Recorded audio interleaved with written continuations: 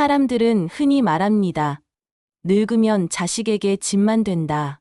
누군가는 가볍게 내뱉은 말이겠지만 그 말은 내 가슴을 칼로 도려내듯 아픕니다.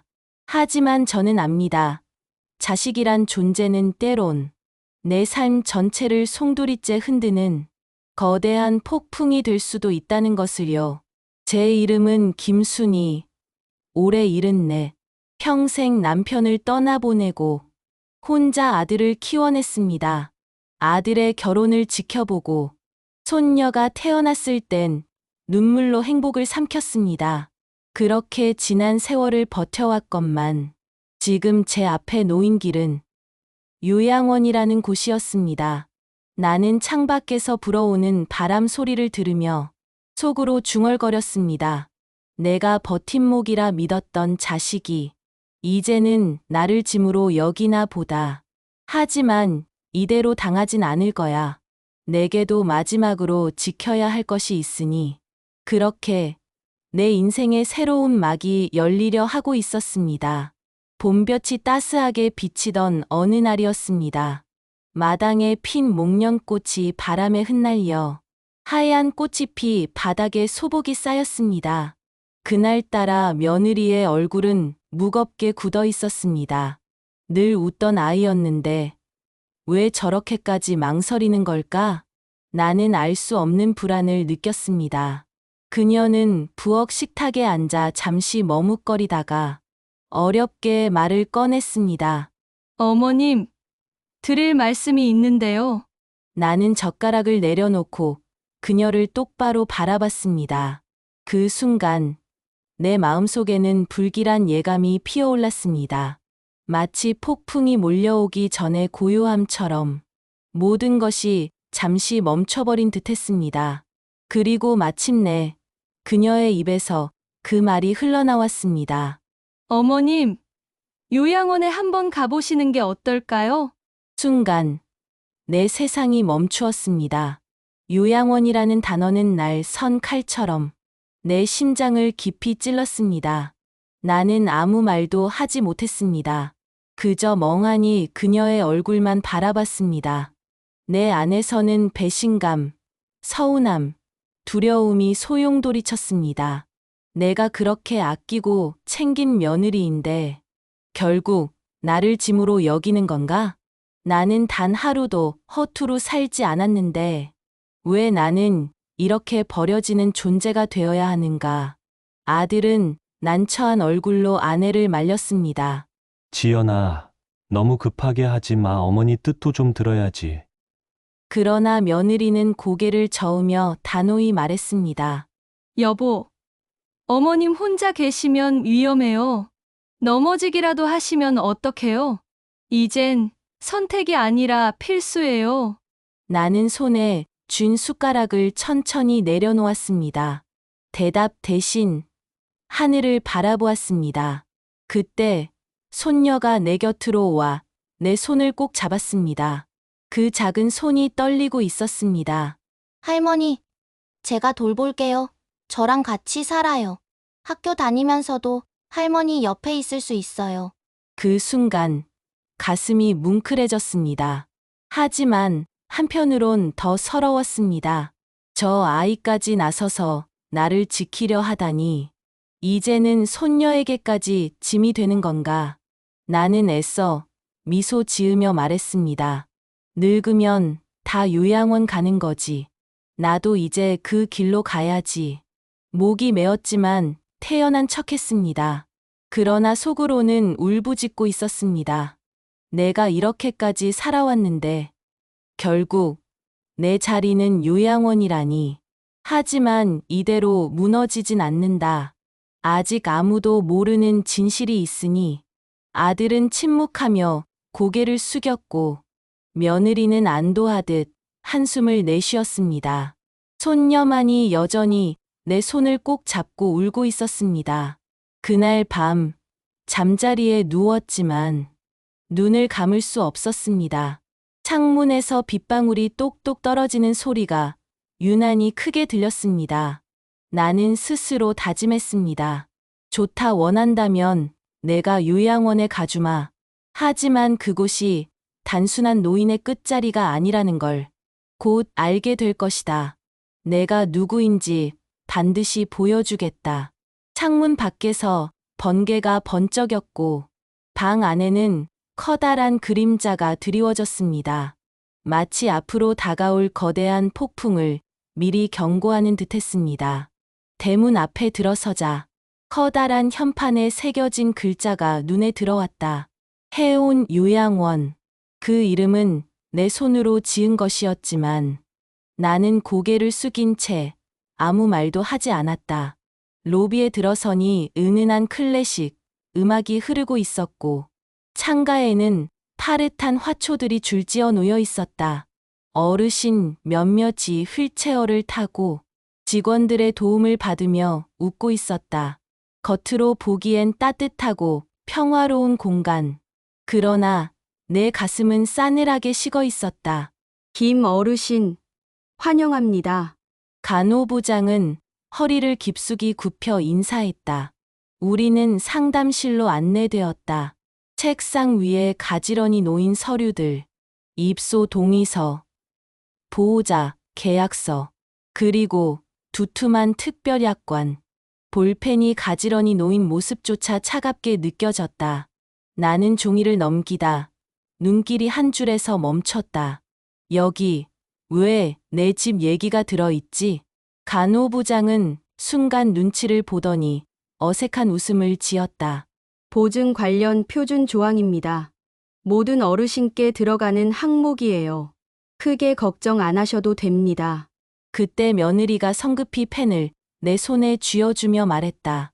어머님, 괜찮아요. 믿고 사인하세요. 제가 다 알아서 처리할게요.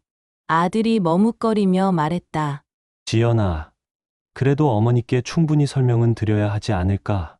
그러나 며느리는 단호하게 잘라냈다. 괜히 어려운 얘기 늘어놓으면 혼란만 생겨. 그냥 사인만 하시면 돼. 나는 펜을 들었다가 천천히 내려놓았다. 창밖을 바라보며 속으로 다짐했다. 그래, 끝까지 보자. 이 아이들이 나를 어떻게 대하는지. 상담실에서 나간 며느리가 통화하는 소리가 복도에 울려 퍼졌다. 네. 박 팀장님 어머님 입소하셨어요. 위임장만 받으면 집 바로 내놓을 수 있어요. 요즘 시장 분위기가 금매라도 금방 팔릴 거예요. 얼굴은 고요했지만 속은 불타올랐다. 결국 이 아이가 원하는 건 내 편안함이 아니라 내 집이었구나. 그래, 더 보여다오. 내 탐욕을 끝까지 보겠다. 그 순간 문틈 너머의 작은 그림자가 서 있었다. 손녀였다. 붉게 충혈된 눈으로 눈물을 글썽이며 내게 시선을 보냈다. 나는 미소를 지어 보였다. 지아야, 내 마음은 내가 안다. 이 진실은 내가 증인이 되어야 한다. 며칠 뒤 복도에서 아들과 단둘이 마주쳤다. 그는 한참을 머뭇거리다가 조심스럽게 입을 열었다. 엄마, 서영이 말이 맞을 수도 있어. 요양원에 계시면 더 안전하시잖아요. 나는 아들의 얼굴을 오래 바라봤다. 그 순간 가슴 깊은 곳에서 오래 묻어둔 상처가 아려왔다. 나는 그 순간 생각했다. 그래, 넌 결국 아내 편이구나. 하지만 어쩌면 당연한 일이지. 나는 젊은 시절을 떠올렸다. 수많은 병원을 전전하며 임신이 안 된다는 말을 들었을 때 밤마다 베개를 적시며 울었던 날들. 결국 선택한 길은 입양. 처음 그 아이를 안았을 때 나는 세상이 내 품에 들어온 듯 울고 또 울었다. 그 아이가 지금 내 앞에 있는 아들이다. 나는 속으로 중얼거렸다. 나는 널 친아들처럼 키웠다. 그러나 끝내 넌 내 피가 아니지. 그럼에도 모든 걸 바쳤는데 결국 내 마음은 내게 오지 않는구나. 나는 담담히 말했다. 그래, 내 말대로 하자꾸나. 내가 요양원에 있으면 내 마음이 편하다면. 아들은 안도한 듯 고개를 끄덕였다. 하지만 내 눈빛 속에 깃든 깊은 슬픔과 결심은 끝내 잃지 못했다. 며느리와 아들의 갈등은 날이 갈수록 깊어졌다. 남겨진 건 나와 며느리뿐이었다. 잠시 침묵이 흐르더니 며느리가 가방에서 종이 한 장을 꺼내 내 앞에 내밀었다. 어머님, 여기 도장만 찍으시면 돼요. 위임장만 있으면 집은 제가 처리할 수 있어요. 나는 종이를 바라보다가 펜을 들었지만 이내 탁자 위에 내려놓았다. 그럴 일 없다. 내 집은 내 뜻대로 할 거다. 순간 며느리의 얼굴이 굳었다. 어머님, 결국 다 저희 몫이 될 텐데요. 뭐가 그렇게 어려우세요? 나는 짧게 대답했다. 몫을 받을 자격이 있는지 없는지는 곧 드러나게 되어 있다. 며느리는 입술을 깨물다가 억지 웃음을 지으며 종이를 다시 가방에 넣었다. 오늘은 그냥 넘어가 드릴게요. 하지만 다음엔 꼭 말씀드릴 겁니다. 그때 아들이 병실로 들어왔다. 며느리는 태연한 얼굴로 말했다. 여보, 어머님이 좀 피곤해 보이셔. 이제 우리 가자. 이내 두 사람은 인사를 하고 병실을 떠났다. 남겨진 병실은 갑자기 싸늘해졌다. 며칠 뒤 병실 문이 조심스럽게 열렸다. 정장을 입은 전무이사가 들어와 인사를 했다. 그는 작은 USB를 꺼내 내 앞에 두었다. 이사장님, 며칠 전 CCTV에 이런 장면이 찍혔습니다. 노트북 화면이 켜지자 영상이 재생되었다. 첫 번째 장면 요양원 복도. 며느리가 휴대폰을 붙들고 조급한 목소리로 통화하고 있었다. 네. 부동산 사장님 위임장만 받으면 바로 팔 수 있어요. 이번 주 안에 계약 가능해요. 두 번째 장면 직원 휴게실 앞. 며느리가 두꺼운 봉투를 직원에게 밀어주며 낮게 말했다. 솔직히 어머님이 오래 안 계셨으면 좋겠어요. 알아서 좀 조치해 주세요. 직원은 놀라며 뿌리쳤지만 카메라는 모든 걸 담아냈다. 전무이사는 화면을 멈추고 내 쪽을 바라봤다. 이 자료는 곧 있을 40주년 기념식에서 공개할 수 있습니다. 결정은 이사장님께 맡기겠습니다. 나는 한참 동안 침묵하다가 천천히 고개를 끄덕였다. 그래, 그날이 오면 모두가 알게 될 거다. 전무가 나가고 병실은 다시 고요해졌다. 나는 두 손을 무릎 위에 올린 채 떨리는 숨을 몰아쉬었다. 결국 여기까지 왔구나. 며느리의 욕심이 단순한 집착을 넘어 내 생명까지 노리다니. 하지만 이제는 두렵지 않다. 이 진실은 숨길 수 없다. 곧 있을 기념식에서 나는 반드시 내 목소리로 끝을 맺을 것이다. 벽시계의 초침 소리가 귓가에 크게 울려 퍼졌다. 딱, 딱, 딱. 마치 마지막 순간을 향해 시간을 재촉하는 것 같았다. 며느리와 아들의 갈등은 날이 갈수록 깊어졌다. 처음엔 작은 말다툼이었지만 이제는 서로의 상처를 찌르는 싸움으로 번졌다.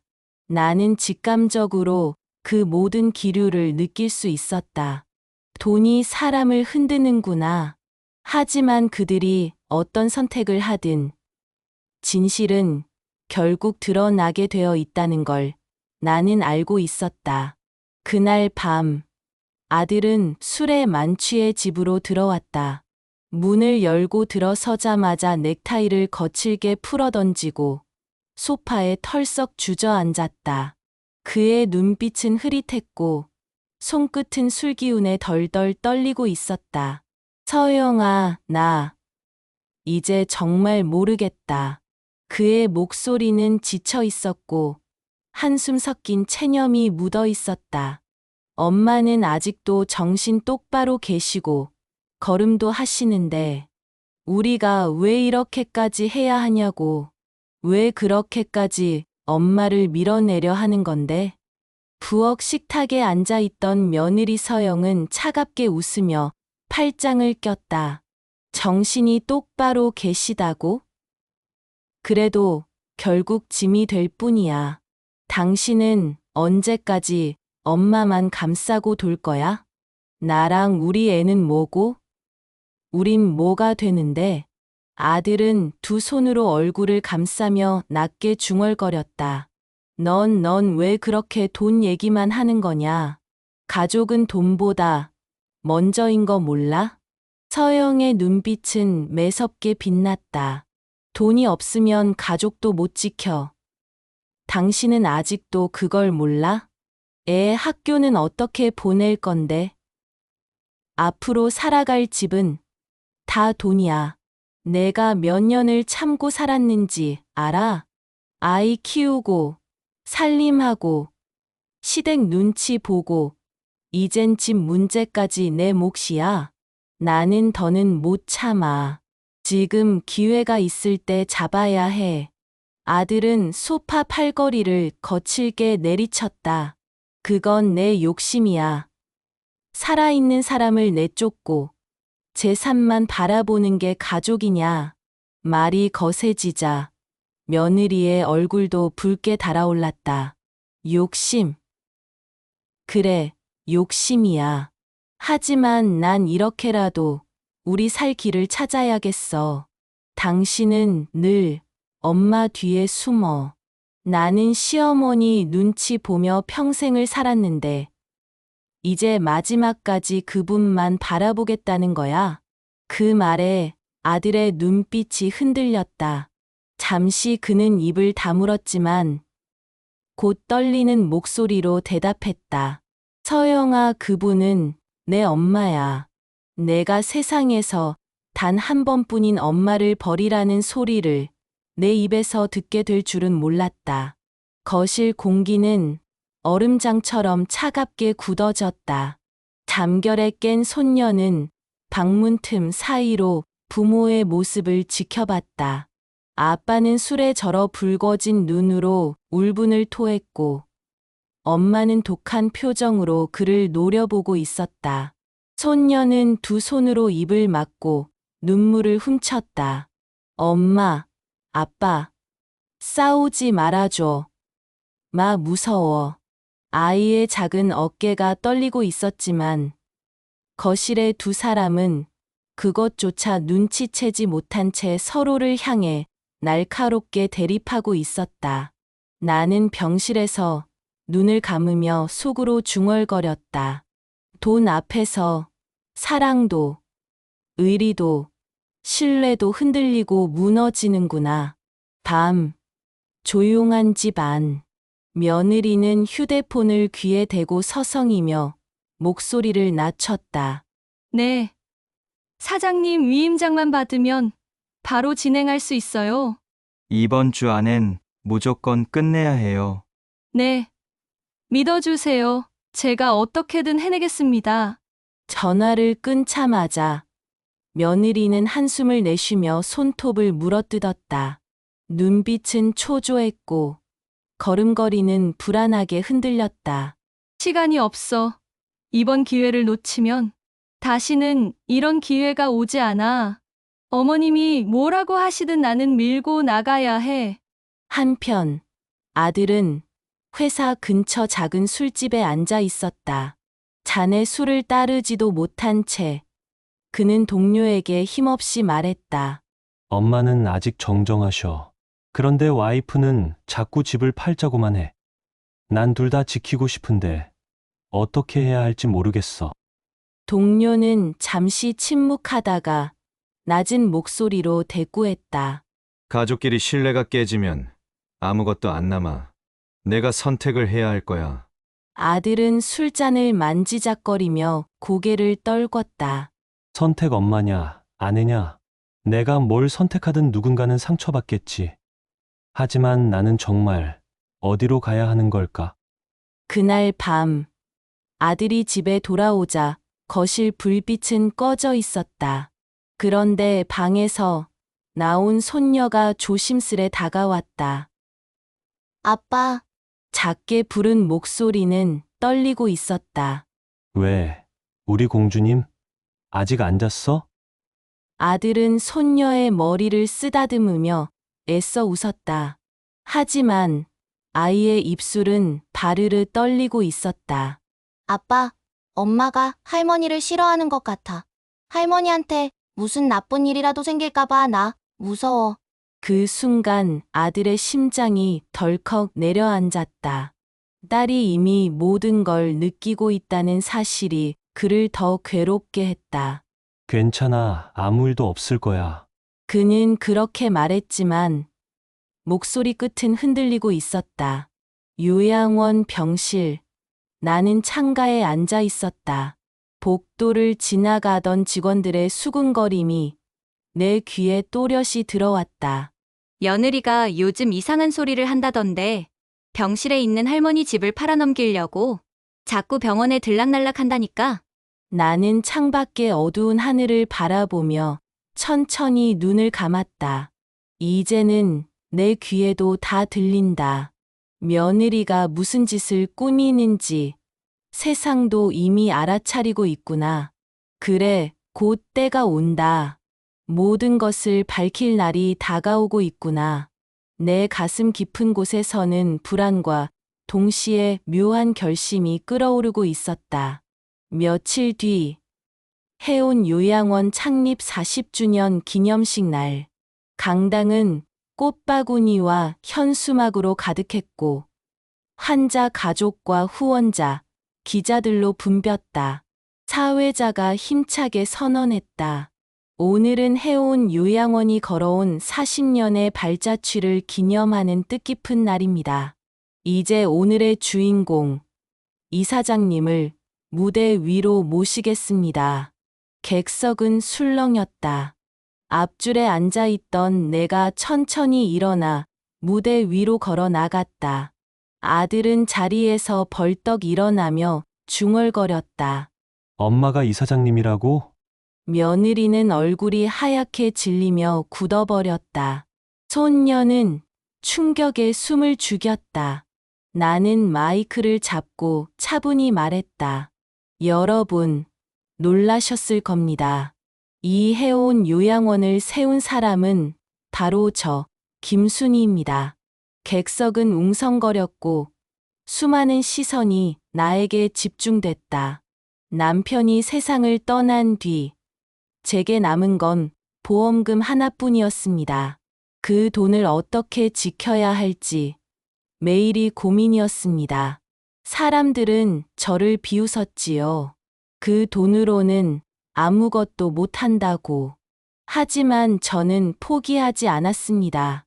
낮에는 일하고 밤에는 공부하며 투자와 경영을 배웠습니다. 실패해도 다시 일어서고 눈물을 삼키며 또 도전했습니다. 그렇게 몇 년을 버티며 땅을 사고 건물을 올려 오늘의 해온 요양원을 만들었습니다. 나는 숨을 고르고 덧붙였다. 이곳은 욕심으로 세운 집이 아닙니다.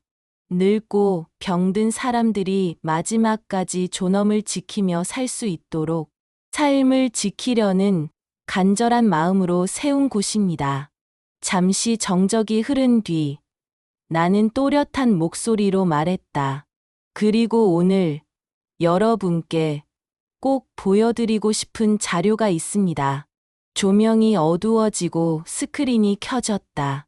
흑백 CCTV 화면 속 며느리가 요양원 복도에서 휴대폰을 붙들고 있었다. 그녀는 주위를 두리번거리며 불안하게 속삭였다. 네. 부동산 사장님 위임장만 받으면 바로 팔 수 있어요. 이번 주 안에 계약 가능합니다. 객석에서 탄식이 터졌다. 며느리는 창백해진 얼굴로 얼어붙었지만 아무 말도 하지 못했다. 다음 영상이 이어졌다. 직원 휴게실 앞 며느리가 봉투를 직원 손에 억지로 밀어 넣으며 속삭였다. 솔직히 어머님이 오래 안 계셨으면 좋겠어요. 알아서 좀 조치해 주세요. 직원은 손을 뿌리치며 말했다. 지금 무슨 말 하시는 거예요? 그런 말씀은 하지 마세요. 그러나 카메라는 모든 것을 담아냈다. 강당은 충격으로 얼어붙었다. 아들은 멀뚱히 화면을 바라보다가 고개를 돌려 며느리를 노려봤다. 서영아, 이게 뭐야? 지금 뭐라고 한 거야? 아들은 두 손으로 얼굴을 감싸며 흐느꼈고 손녀는 눈물을 터뜨리며 외쳤다. 엄마, 어떻게 할머니한테 그런 말을 해요? 나는 마이크를 단단히 쥐고 아들을 바라봤다. 도윤아, 이제는 말해야겠다. 너는 내 친아들이 아니다. 객석은 술렁였다. 아들은 눈동자가 크게 흔들리며 손녀는 아빠의 옷자락을 꼭 붙잡았다. 나는 아이를 낳을 수 없는 몸이었다. 남편과 함께 수많은 병원을 전전했지만 끝내 아이를 얻지 못했지. 그래서 너를 입양했다. 피 한 방울 섞이지 않았어도 너는 내 인생 전부였고 세상에서 가장 소중한 아들이었다. 아들의 눈에서 눈물이 흘렀다. 엄마, 그런데 왜 지금까지 말씀 안 하셨어요? 나는 담담히 고개를 끄덕였다. 널 상처 주고 싶지 않았다. 무엇보다 내가 평범하게 바르고 곱게 자라길 바랐다. 만약 내가 요양원 재단의 이사장이라는 사실을 드러냈다면 사람들은 널 다른 눈으로 봤을 것이다. 너 스스로도 교만해질까 두려웠다. 그래서 나는 내 신분을 감췄다. 내가 그저 평범한 가정의 내 친아들처럼 살기를 원했기 때문이다. 이 사실은 내가 이 세상을 뜨기 전 유산과 함께 알려주고 싶었지만 어쩔 수 없이 지금 이야기하게 되는구나. 객석은 울먹이는 공기로 가득 찼다. 아들은 고개를 숙이며 눈물을 흘렸고 손녀는 할머니를 향해 흐느꼈다. 나는 마지막으로 며느리를 똑바로 바라봤다. 서영아, 너는 돈에 눈이 멀어 남편을 속이고 시어머니인 나의 생명까지 흥정거리로 삼았다. 내 손에 쥔 그 봉투가 내 양심보다 소중했느냐? 강당은 숨죽은 정적에 잠겼다. 나는 단호히 선언했다. 재산은 물려줄 수 있어도 양심은 물려줄 수 없다. 가족이라면 지켜야 할 것은 돈이 아니라 서로에 대한 믿음이다. 조명은 나를 비추었고 며느리는 무너진 얼굴로 의자에 주저앉았다. 아들은 눈물에 젖은 채 말을 잃었고 손녀는 떨리는 손으로 아빠를 붙잡았다. 강당 전체는 싸늘한 침묵에 휩싸였다. 강당은 숨조차 쉬기 힘든 정적에 잠겨 있었다. 아들은 얼굴을 붉힌 채 며느리를 노려보았다. 서영아, 내가 어떻게 엄마한테 그런 짓을 할 수 있어? 며느리는 두 손을 떨며 고개를 숙였다. 나도 가족을 위해서였어. 당신 위해서, 우리 아이 위해서. 하지만 아들은 고개를 저으며 단호히 말했다. 가족을 위한다는 사람이 제일 먼저 가족을 팔아넘겼어. 그건 가족이 아니라 내 욕심이야. 그 말에 며느리는 주저앉아 흐느꼈다. 손녀는 아빠 품에 안겨 울먹였다. 아빠, 우리 집은 이제 어떻게 되는 거야? 나는 무대 위에서 조용히 마이크를 들었다. 목소리는 흔들림 없이 그러나 깊은 울림으로 퍼져나갔다. 여러분, 돈은 사람을 흔듭니다. 그러나 무너지는 건 세상이 아니라 결국 우리의 마음입니다. 가족은 서로를 지켜주기 위해 있는 것입니다. 흥정하거나 거래하기 위해 존재하는 게 아닙니다. 믿음과 존중이 사라진 가정은 아무리 크고 화려한 집도 결국 텅 빈 폐허가 될 뿐입니다. 욕심은 우리를 눈멀게 하지만 작은 배려와 믿음은 끝내 우리를 다시 살립니다.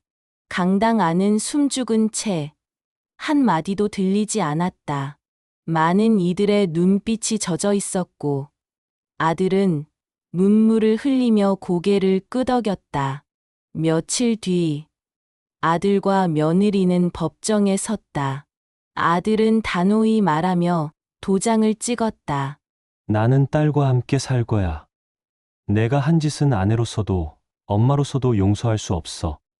며느리는 흐느끼며 무너져 내렸지만 이미 되돌릴 수는 없었다. 집으로 돌아온 아들과 손녀. 오랜만에 집 안에 아이의 웃음소리가 울려 퍼졌다. 아들은 내 앞에 무릎을 꿇고 말했다. 엄마 고마워요. 지금까지 절 이렇게 친자식처럼 키워주시다니 감사합니다.